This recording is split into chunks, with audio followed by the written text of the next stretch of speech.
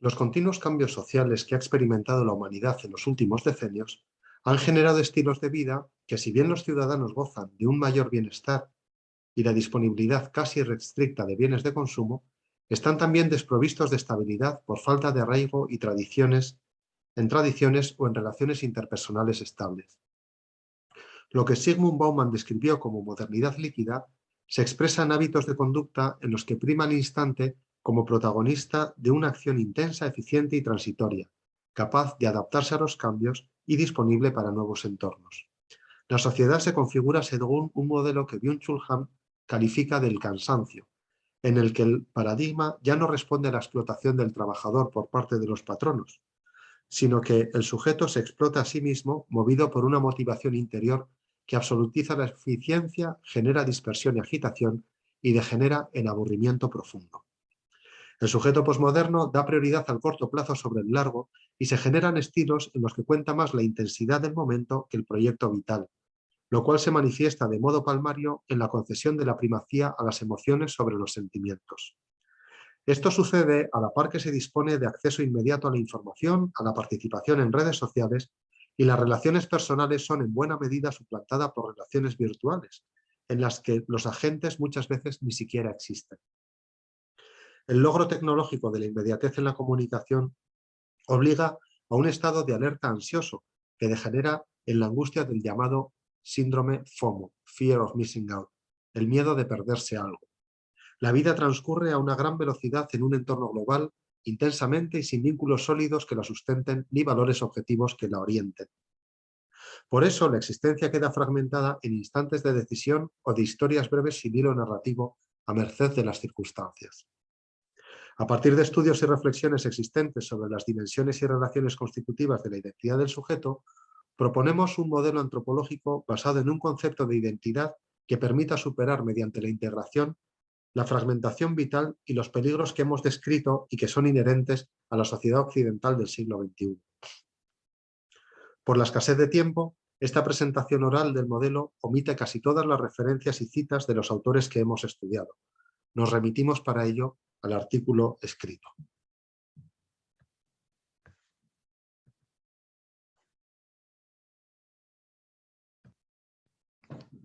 Modelo de identidad narrativa. Planteamiento. Originalidad y origen. Tomando como referencia la teoría de la identidad narrativa de Ricoeur, la pregunta sobre la identidad coincide con la del sentido de la propia existencia y tiene como aspiración la plenitud alcanzable. Es decir, en rigor, la pregunta ¿quién soy? Se formula como ¿quién puedo llegar a ser? Vivir con sentido es dar razón de la propia existencia y ordenarla a una originalidad que justifica al sujeto como insustituible, pues solo es alcanzable en el ejercicio de su libertad individual. La esperanza de originalidad constituye el sentido vocacional del sujeto. Según nuestro modelo, por tanto, hablar de identidad es referirse a la identidad alcanzable, que es lo mismo que su plenitud, vocación, originalidad o sentido. Es lo que Esquirol llama el nombre, que acontece cuando el sujeto ha puesto sus talentos y experiencias al servicio del progreso y de los otros.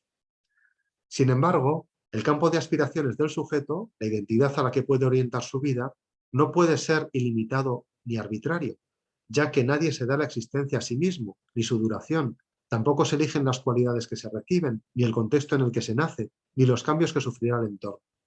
El individuo es receptor absoluto de su existencia, del nombre que indica su singularidad. De modo que para forjar la aspiración de identidad es necesario reconocer, aceptar y proyectar las condiciones, circunstancias y posibilidades que la enmarcan.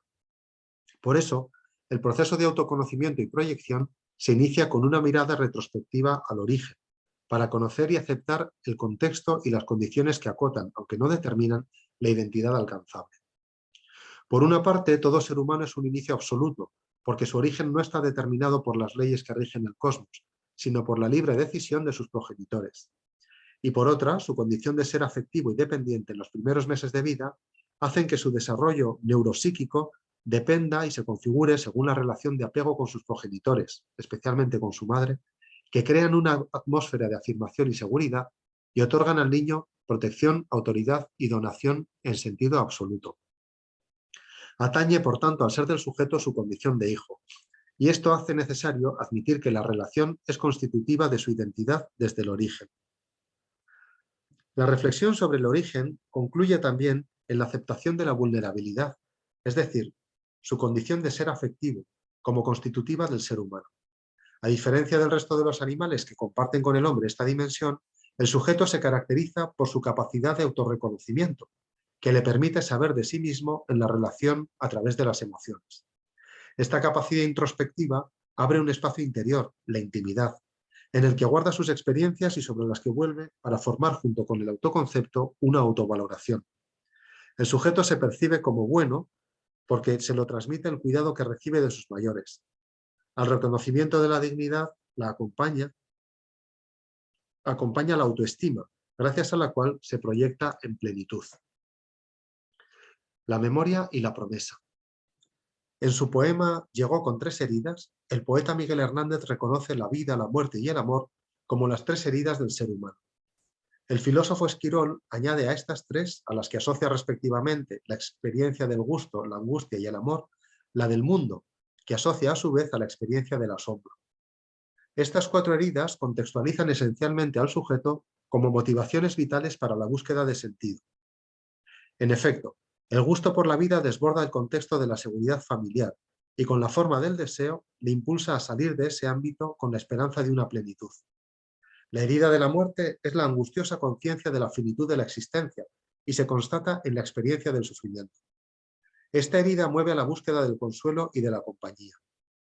La herida del amor se resume en la presencia de un tú, precisamente que acompaña y da consuelo, y por tanto se lo percibe como un regalo inconmensurable porque saca al sujeto de su angustiosa soledad.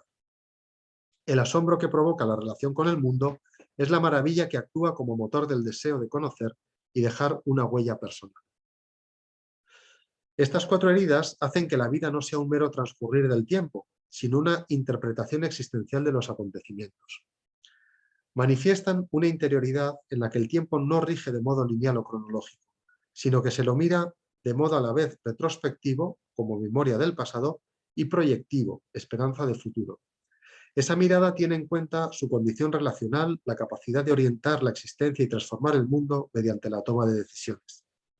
Así se justifica que el tiempo es relevante en cuanto sede de la narrativa biográfica, a cuyos efectos se puede describir el tiempo presente como momento en el cual el sujeto puede hacer presente, en el sentido de presencia, tanto su futuro, que es su esperanza, en palabras de Nietzsche, la memoria de la voluntad mediante la promesa, como el pasado, que es la memoria del corazón. El orden temporal significativo no es, por tanto, el cronológico, sino el biográfico. En cuanto que puede recordar, el sujeto está capacitado para reinterpretar el pasado y darle sentido vocacional. Esta lectura de la propia historia requiere la aceptación de los acontecimientos y su integración en la narrativa existencial.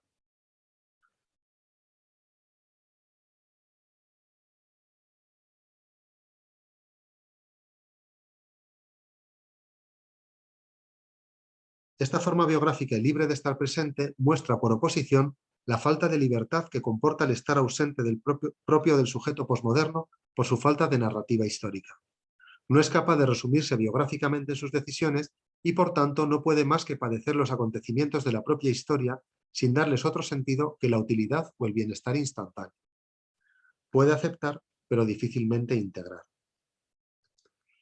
Dentro y fuera.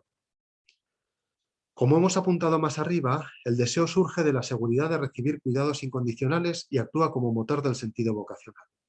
El sujeto anhela desbordar la seguridad del entorno incondicional y abrirse a una novedad. Experimenta una inquietud por salir a conquistar esa originalidad que intuye.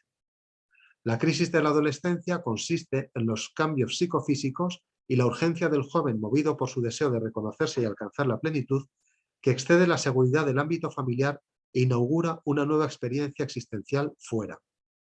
Esta dimensión complementa los rasgos esenciales del origen con la necesidad de la experiencia y constatación de la propia libertad, lo cual sucede en el afrontar el mundo como intemperie en busca de la propia plenitud.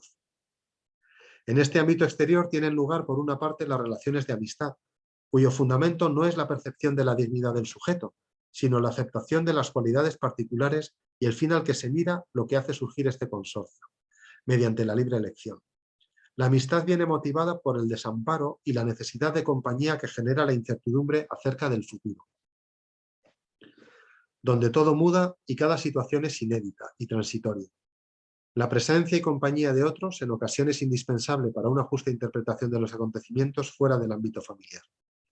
Es una relación que no queda suficientemente descrita con la mera benevolencia, sino que es preferencial y está orientada a un fin. Por otro lado, la libertad es el modo de relacionarse con el mundo y la posibilidad de transformarlo mediante el trabajo. El deseo de dejar una huella en él es parte de su anhelo de plenitud, porque es otro ámbito en el que el sujeto se experimenta como original. Se trabaja para aspirar a aquella perfección feliz que somos capaces de imaginar. Las relaciones amistosas pueden dar lugar a un nuevo origen si en esa compañía exterior elegida de modo condicional por cómo es el otro, se perpetúa la elección mediante una promesa, que consiste en empeñar mediante la palabra la propia presencia para el otro, que es elegido pase lo que pase, de modo incondicional. Así, la amistad se transforma en un nuevo origen y la relación constituye un nuevo adentro, un lugar al que volver, porque la promesa inaugura una nueva incondicionalidad. Los sujetos dejan de ser los amigos que comparten un fin a través del mundo y pasan a compartir una nueva intimidad familiar. De manera que la existencia humana acontece en los ámbitos del dentro y del mundo experimentado como exterioridad, como contextos necesariamente complementarios para la plenitud del sujeto. Presente y presencia. Nuestro modelo de identidad, con todos los elementos que lo articulan, conduce a la superación de la concepción de la existencia como una suma de instantes temporales, porque la consideración biográfica del tiempo permite al sujeto hacer presente en cada instante tanto la memoria del origen aceptado como de la historia vivida e integrada y la plenitud por alcanzar. En ese sentido, la historia personal es una narración biográfica, cuya urdimbre son las decisiones tomadas con visión de conjunto. El sujeto cuenta quién es y llena cada momento de decisión biográficamente con su presencia y en su diálogo con el entorno, que por estar sometido a continua mudanza le permite evolucionar y crecer en su actuar transformando el mundo. Esta autotransformación y creación de novedad es el contenido esencial de la libertad. En sintonía con la tesis de Frankl, el modelo atribuye la esencia de la libertad al ámbito interior, en el que se puede dar sentido a todo lo que acontece en la vida del sujeto y ordenarlo a su originalidad o a su plenitud alcanzable. Conclusiones. El modelo antropológico que presentamos integra los elementos constitutivos de la existencia humana a lo largo del tiempo: las relaciones familiares, la condición afectiva, la experiencia del deseo, la esperanza de originalidad, la capacidad de integración de la memoria del pasado y la libertad presente para formar relaciones y transformar el mundo. Considera así al sujeto protagonista de su vida con la capacidad de contar libremente su biografía. La identidad así comprendida le permite sobrevivir a los cambios sociales por veloces que sean, establecer vínculos personales para mantener su necesidad de vivir en relación y, sobre todo, orientar su vida hacia una libertad, hacia una finalidad libremente elegida. Este concepto de libertad le permite superar el aburrimiento profundo de la sociedad del cansancio y el analfabetismo afectivo propiciado por la conducta motivista, en la que por quedar ausentes los sentimientos profundos, el individuo no es capaz de reconocerse a sí mismo y vive la angustia existencial. Con este esquema, el sujeto adquiere además una referencia para la moral, que consiste en ser fiel a sí mismo, a su plenitud alcanzable. Muchas gracias.